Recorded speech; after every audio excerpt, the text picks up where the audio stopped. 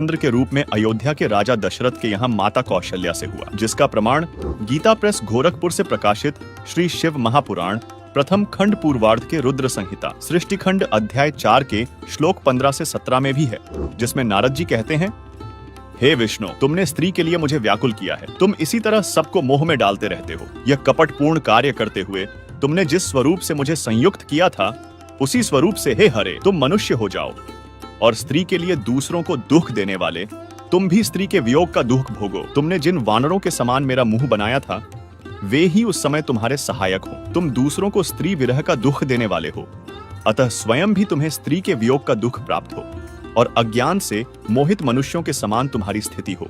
नारद जी के इसी श्रापवश श्री विष्णु जी का श्री राम रूप में जन्म हुआ। जब रामचंद्र युवा हुए तो माता सीता से विवाह हुआ, और फिर विवाह के कुछ दिनों के बाद ही श्री राम और माता सीता को 14 वर्ष का वनवास हुआ। वनवास के दौरान ही रावण ने सीता जी का हरण किया। उसके बाद कार्तिक मास की अमावस्या को भगवान श्री रामचंद्र जी अपनी पत्नी सीता के साथ 14 वर्ष का वनवास काटकर रावण को मारकर सीता को उसकी कैद से छुड़वाकर अयोध्या लौटे थे, जिससे अयोध्या वासियों की प्रसन्नता का ठिकाना नहीं था। अपने प्रिय राजा रानी के आगमन की शुभ सूचना पाकर अयोध्या वासियों ने दीपक जलाकर उस अमावस्या की अंधकारमयी रात्रि को भी जगमग और उज्जवल किया, और श्री राम और माता सीता के आगमन की खुशी मनाई थी। इसी उपलक्ष्य में यह त्योहार हर साल कार्तिक मास की अमावस्या को मनाया जाता है। इस मौके पर लोग इस दिन पटाखे फोड़ते हैं, जिससे ध्वनि प्रदूषण, वायु प्रदूषण फैलता है। कई बच्चों की आंखें खराब हो जाती हैं, कईयों के हाथ खराब हो जाते हैं, कई स्थानों पर आग लग जाती है।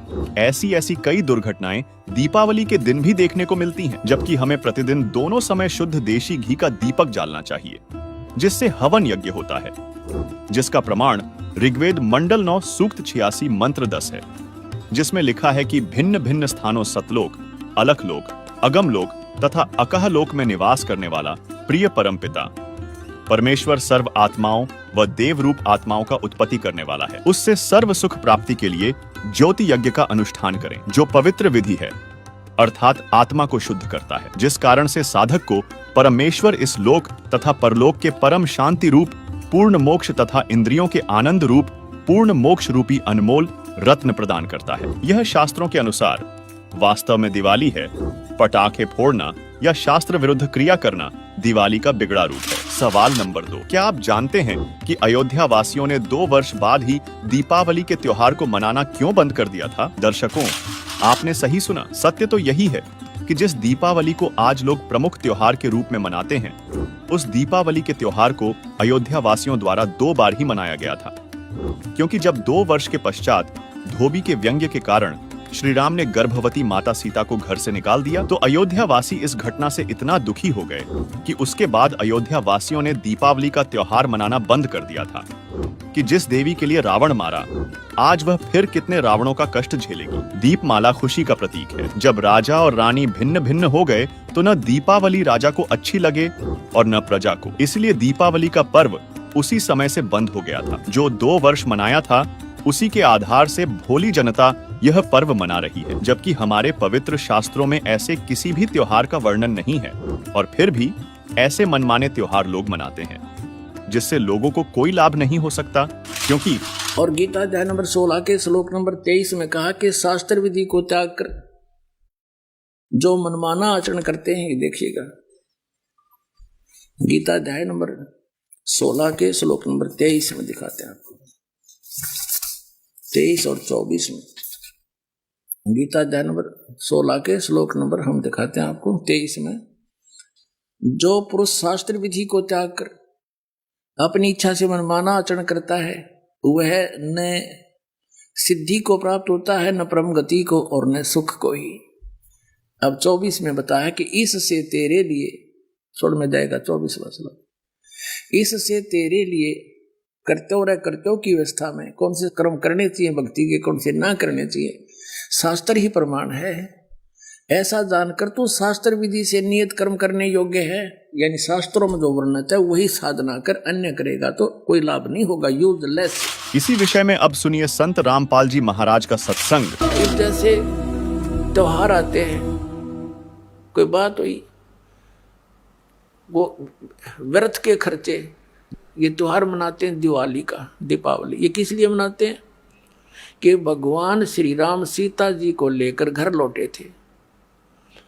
और फिर चलो पहले तो देसी घी के दीप जलाए जाते थे, हवन हो जाता था, वो भी बढ़िया बात थी। लेकिन एक दिन हवन कर देने से बात नहीं बनती। अपना रोज लगावे घी की दीप है, रोज हवन करे वो। और जब सीता जी को घर से निकाला, फिर भी मनाओ तुम उसने, फिर भी दिवाली मना रहे हो। सीता तो घर से निकाल दी गई थी जिसके आने की खुशी में, और वो दीप जलाए गए थे और फिर वह निकाल दी करते। वो तो दुखी हुई, वहाँ जंगल में टाइम पास करा बेचारी ने सह परिवार। और श्री राम घर पे, परिवार उसका जंगल में, चाहे वो राजा के कुछ भी बना रहो, एक छोटे से नगर का राजा, अयोध्या का राजा था, चाहे राष्ट्रपति बने जाए पूरी पृथ्वी का, जिसका परिवार कहीं रहा कहीं वो जीव सुखी हो सकता है। और फिर भी दिवाली बनावें और दीप जलावें। तो इस तरह की जो क्रियाएं हैं ये परंपरा है, सूझबूझ का कार्य नहीं है। फिर बम छोड़ते हैं त्योहार के दिन, कितना प्रदूषण फैलाते हैं, आग लग जाती है। तो यह परंपरा बनाई तो बच्चे आकर्षित हुए, इसको समाप्त करेंगे धीरे धीरे। और क्या की खुशी, एक भगत कह रहा था, बोला जी नाम लेने के बाद ज्ञान हुआ हमें, और पहली बार त्योहार मनाया हमने अपना। हमने 10 वर्ष हो गए ना दिवाली मना ली, ना तीज त्योहार मनाए और ना होली मनाई। कारण क्या रहा कि हमारा परिवार है, 5-6 भाई हैं मेरे दादा है, उसमें किसी का कोई मृत्यु हो जाती है, कभी हमारे घर में हो जाती है। पिछली बार मेरी बहन विधवा होगी, सारा 1 साल तो फिर मनाना ही नहीं कुछ भी। 1 वर्ष पूरा नहीं हुआ इतना दूसरी घटना घट लेती है।